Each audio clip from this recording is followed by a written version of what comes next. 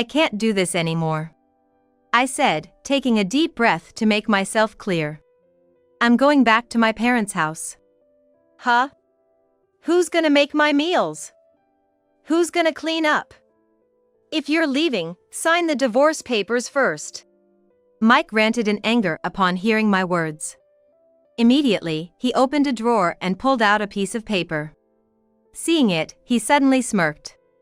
Here, the divorce papers, he taunted, waving the paper in front of me. He must have thought there was no way I would actually leave. But my determination was solid. This time, I was really going to leave. And the next day, I took the kids and went back to my parents' house. My mother welcomed us warmly, but I was worried. I kept checking my phone multiple times a day, worried that Mike would be furious that I hadn't returned. Surprisingly, there were no calls or emails. Then, the doorbell at my parents' house rang. Hesitantly, I opened the door. There was Mike. Oh no! It seemed he couldn't bear to lose his housekeeper and had followed me to my parents' house. It looked like I had to fight. I clenched my fists and glared at Mike. But something was off about him. He was crying rivers. Anna, I'm sorry. I've been terrible to you. I don't even know what to say, Mike said, his voice trembling as he desperately apologized. What was going on? Was this really the same Mike who had been so unreasonable? Standing half in disbelief, someone appeared before me. My name is Anna Kirk, 42 years old. Just a regular, ordinary housewife. My husband, Mike, is 4 years younger than me. Mike works as an executive at a construction company owned by his father. We have 2 kids, our 8-year-old daughter, Lynn, and our 2-year-old son, Tom. Our family lives in a white mansion on a hilltop. It was built new 5 years ago. The construction was done by my father-in-law's company, using all high-end materials. Our large garden, adorned with various flowers, looks like something out of a foreign country's garden. Everyone envies our life, a picture-perfect happiness. But it's all an illusion. There's a saying, the grass is always greener on the other side of the fence. From the outside, our lawn must seem very green. However, the reality is grim. What's growing in our yard isn't grass at all. It's the noxious malice of a person with a rotten core. It all started with my husband, Mike. Marrying him was the beginning of the tragedy. I met Mike when I was 32. At that time, I was just an ordinary office worker. I was starting to think about getting married, and just then, I met Mike through a friend's introduction. Mike was always kind, never without a smile. He was a good conversationalist, knew all the best places and fun activities, and I quickly fell for him. He was an executive at his parents' company, living well. Rich and with a good personality. It was hard to believe he didn't have a girlfriend. I doubted it many times. I even accused him of playing a prank on me or suspected it might be some sort of marriage scam. But Mike always denied it. And then, he would whisper words of love to me. He truly cared for me. I started to feel truly loved. Mike proposed me. I was over the moon and we got married right away. My mom was thrilled too. Actually, my parents divorced when I was young, and I was raised by my single mother. My mom had struggled to raise me. I thought I could finally give her some peace of mind. That's all I was filled with back then. So, I was completely oblivious to the tragedy that was about to unfold. It happened right after we got married. Mike came home from work, changed, and sat at the dining table. What was laid out on the table was a hamburger steak I had put my effort into making. While making idle chat, Mike took a bite of the food. Then, suddenly, his expression changed. He got up with his plate, walked over, and threw the food in the trash. What are you doing? In contrast to my scream-like shout, Mike coldly spat out. This is disgusting. How can anyone eat this? Make it again. But I know I'm not great at cooking, but I put my heart into it. Shut up. You used cheap meat, didn't you? Do you think I'd eat meat for the common folk?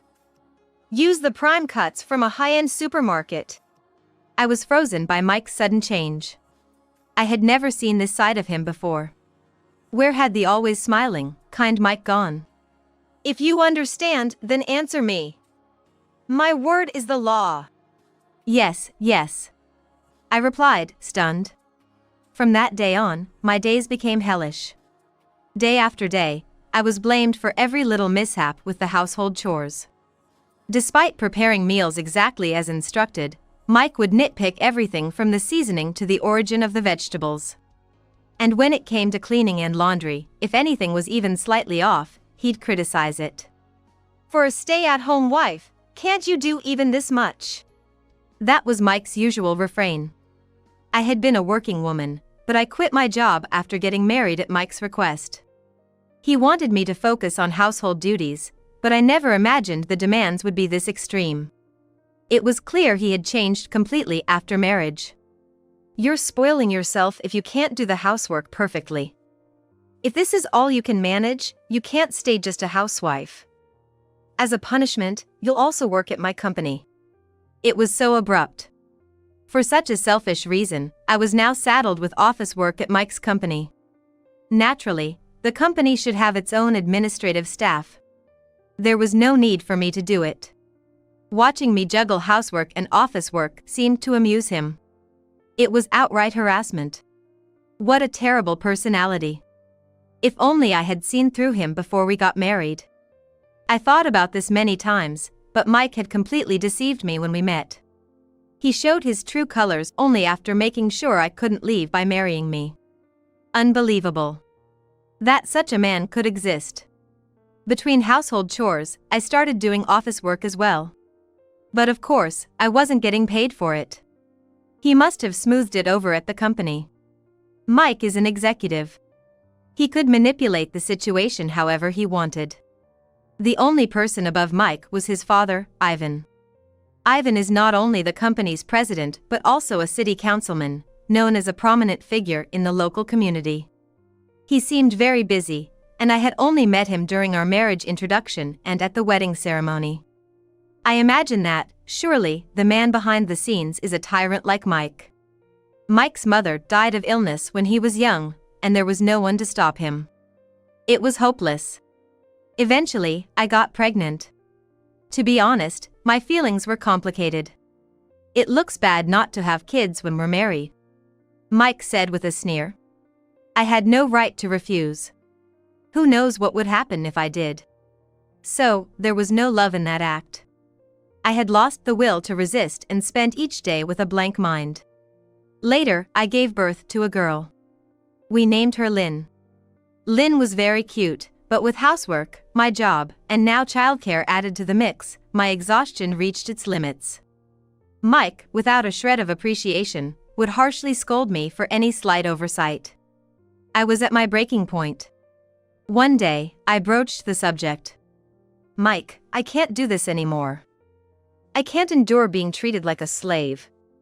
I want a divorce. Then Mike laughed with a face like a demon.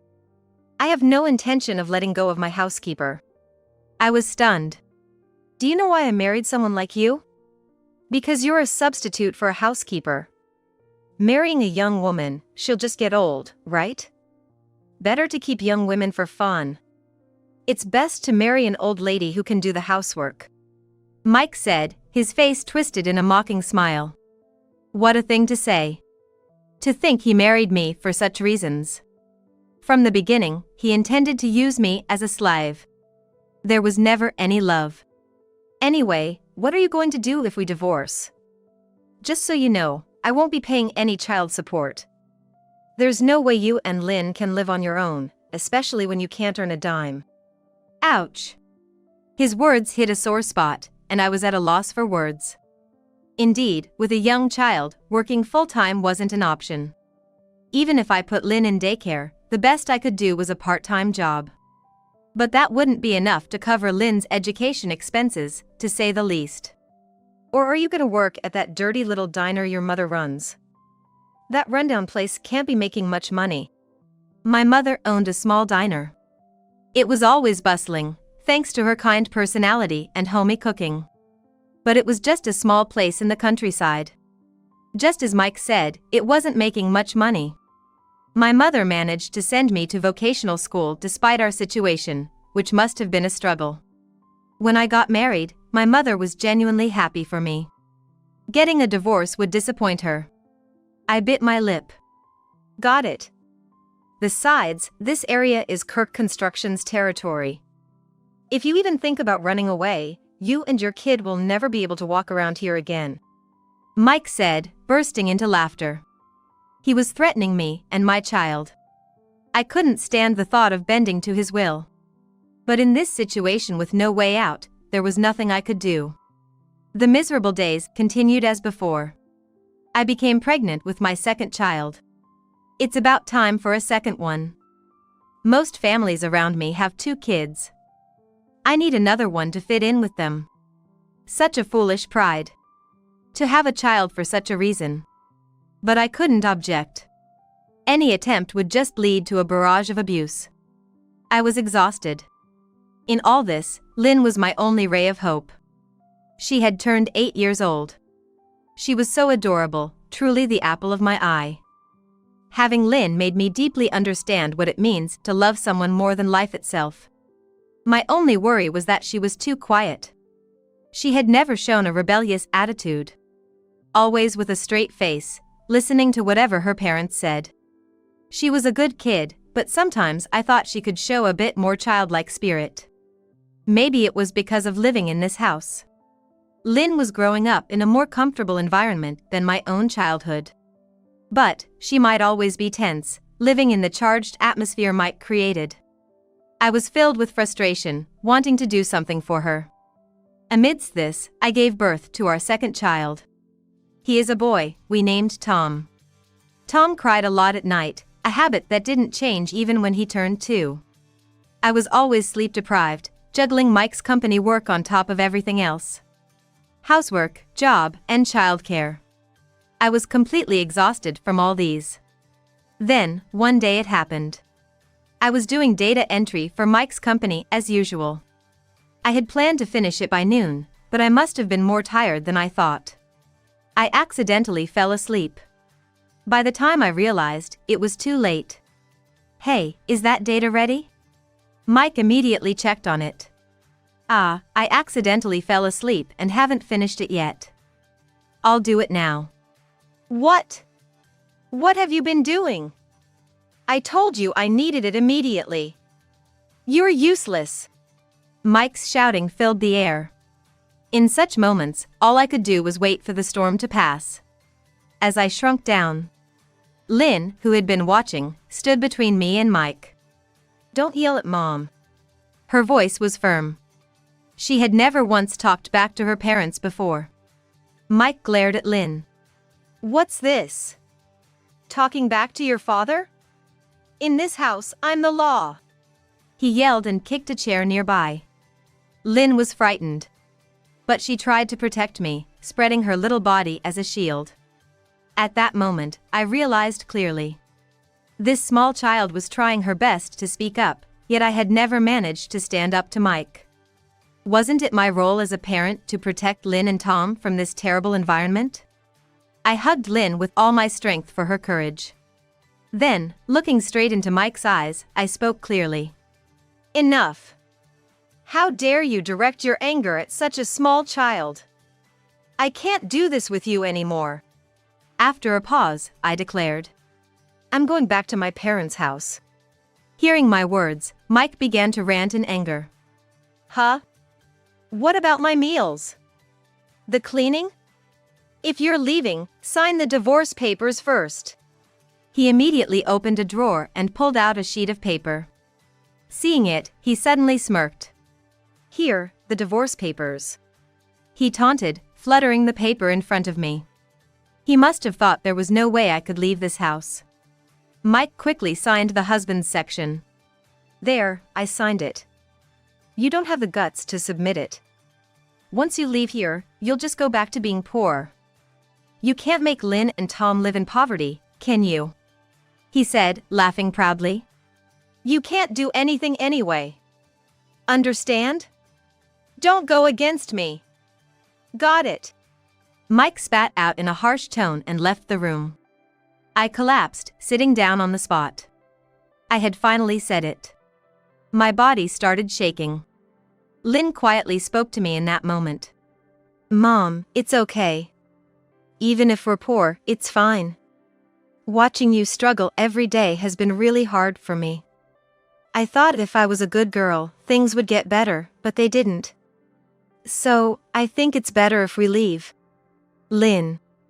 I had always thought of Lynn as just a little girl, but she understood everything about the adults. I had always thought I couldn't subject my children to a life of poverty. But more than that, keeping them in this environment is dangerous. The words I had let slip were leaving. I'm now determined to act on them. I can't just give up. Fortunately, every time Mike yelled at me, I had prepared something. With this, I can fight back. I clenched my were as good as a view of hell. By my own will, I bid farewell to this life. I then headed straight to the municipal office and submitted the divorce papers from the night before. After everyone had gone to sleep, I had immediately signed my section. It was anticlimactic. To think divorce could be so simple. Then I went to a cafe near the elementary school and waited for Lynn to finish school. In the evening, when I saw Lynn, I called out to her. She seemed to understand why I was there, and what it meant for me to be holding a Boston bag and carrying Tom. Holding Lynn's hand firmly, I took my 2 children and went back to my parents' house. Oh, what's the matter? All of a sudden? Seeing me with luggage and the kids, my mother was surprised.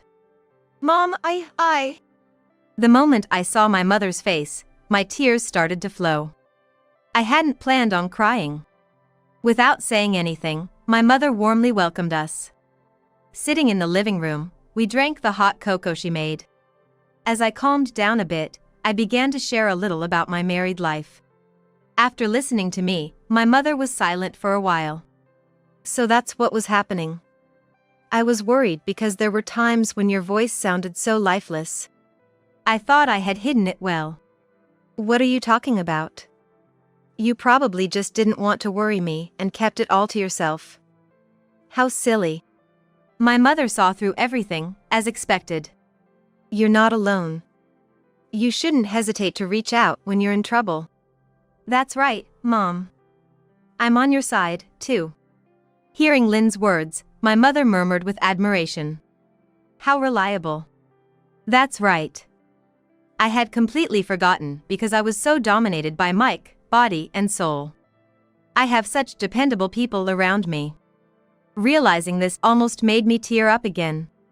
Then, my mother turned serious again and said, "Speaking of reliable people, there's someone else who can help you, Anna." Then, my mother turned serious again and said, "Speaking of reliable people, there's someone else who can help you, Anna." Who? Call this number. Saying so, my mother took out a business card from her bag. It read Ivan Kirk, president of Kirk Construction Company, Limited. My father-in-law. Yes. Yes, as in Mike's dad. He'll probably just care about appearances and yell at me. Just make the call. My mother said, leaving me wondering what she meant. Skeptically, I dialed the number written on the business card. Why did my mother have Ivan's business card in the first place? Hello? Ivan answered the phone promptly. Nervously, I began to speak. Is this my father-in-law? It's Anna. I have something important to discuss. Do you have a moment now? I then recounted everything that had happened, reporting that Mike and I had divorced. Ivan was speechless. What followed was an unexpected turn of events. Days passed. I grew worried that Mike might be furious for not returning home. Surprisingly, there were no calls or emails. You spoke to Ivan, right? It's going to be okay. My mother reassured me brightly. But still, my anxiety remained unchanged.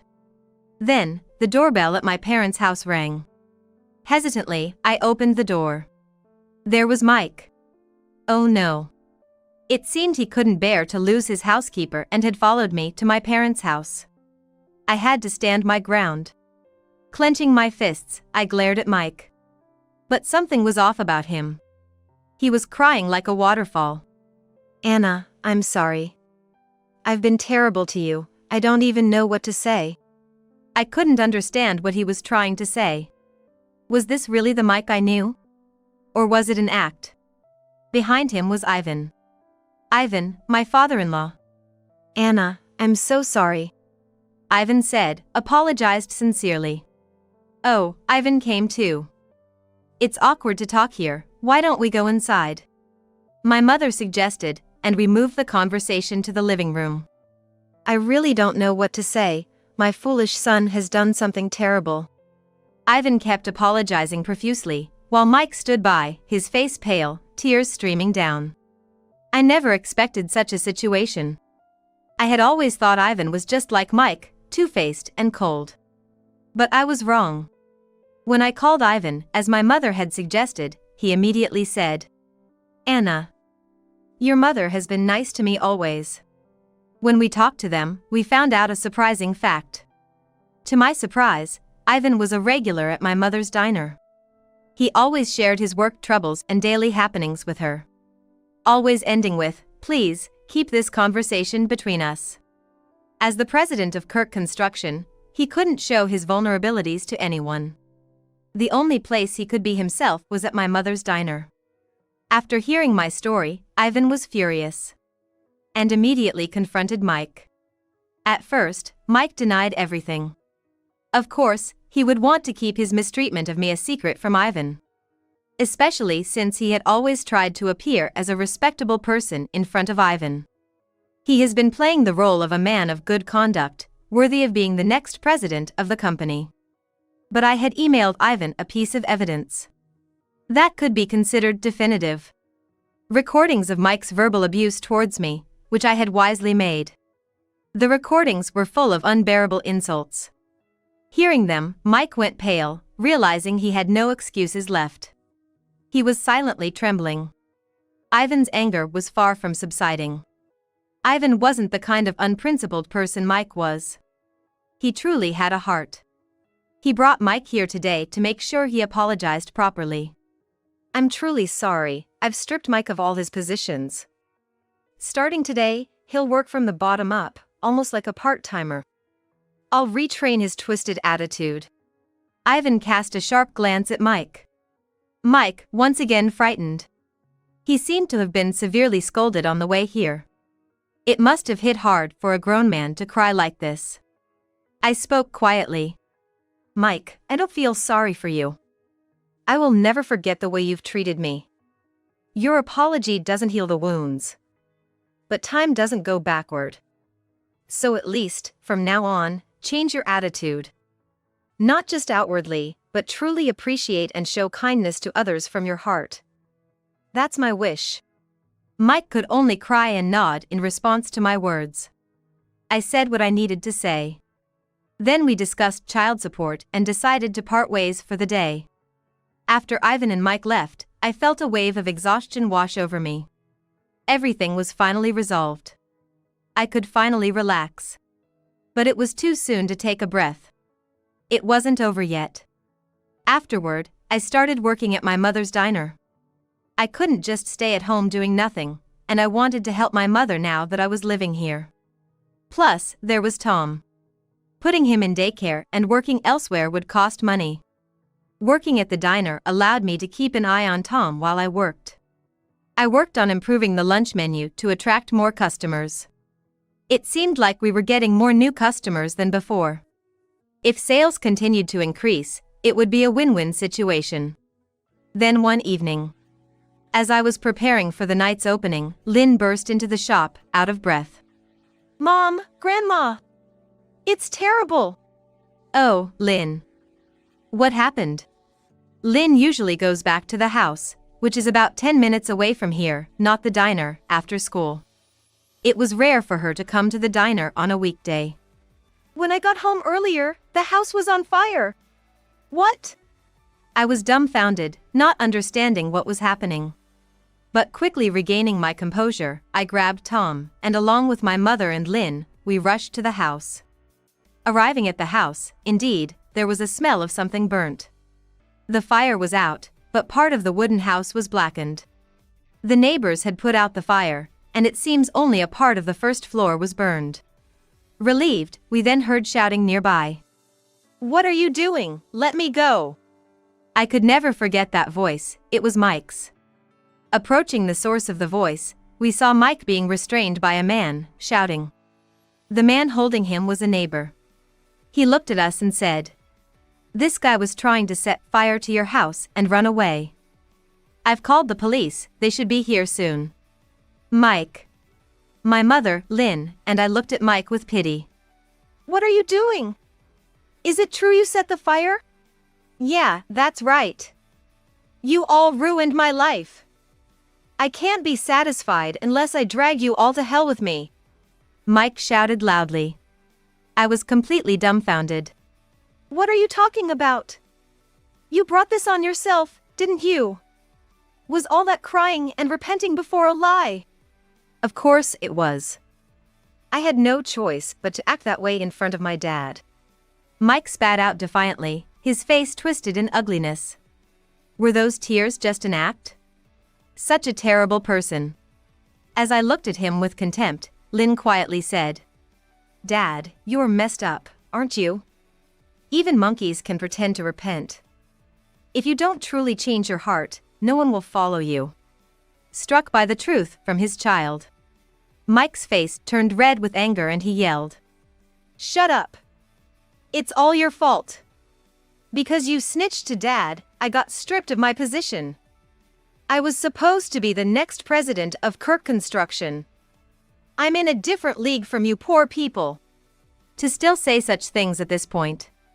Then, my mother murmured quietly, "Such a sad person. Desperately seeking love from Ivan, ever since the truth was revealed." "What do you mean?" With a sad face, my mother said. "Mike isn't Ivan's real child." "What?" I had no idea. All I knew about Mike's background was that he lost his mother when he was young. He wasn't Ivan's biological child. Mike, who had been shouting moments ago, now fell silent with a complex expression. My mother began to explain. "I heard it from Ivan. He and his late wife couldn't have children, so they adopted Mike. But when Mike was in elementary school, his wife passed away. That's when Ivan told him the truth, that he wasn't their biological child. From then on, you changed. You lost your childlike innocence and became a well-behaved, seemingly perfect child, but only on the surface." After a pause, my mother continued. "Ever since you learned you weren't Ivan's real child, you've been overly trying to prove yourself worthy of the Kirk family, showing yourself in a better light than necessary. But such a state couldn't last forever. That's why you took out your frustrations on us, Anna, as a way to relieve your stress. So that was it. Mike's extreme verbal abuse. Enjoying my reactions to his insults. All of it was a backlash from maintaining a facade outside." I slowly began to speak. "I sympathize with your background. But that's no excuse to hurt others. Setting fire to the house, what were you thinking? It's a crime. If things had gone slightly differently, someone could have been seriously hurt. What if me, my mother, Lynn, or Tom had been inside the house?" My voice started to tremble more and more. Imagining the worst scenario, I became terrified. "How could you do something so terrible and be okay with it? I never thought you could be so rotten. What do you think human life is? I will never forgive you. I will never forgive you." It went silent after my outburst. After a while, the sound of a police siren echoed. I wanted Mike to be taken away quickly. I never wanted to see that face again. Later, Mike was arrested for arson. Arson is a serious crime, and he was sentenced to 5 years in prison. Of course, this devilish act became known to Ivan again, and Ivan was shocked beyond words. "I'm truly sorry, there are no words to express my apology." Ivan apologized, prostrating himself. All we could say was, "Please lift your head. He may not be my biological child, but I raised him as my own." With my focus on work every day, I failed to see his true twisted nature. I've caused so much trouble to people around us.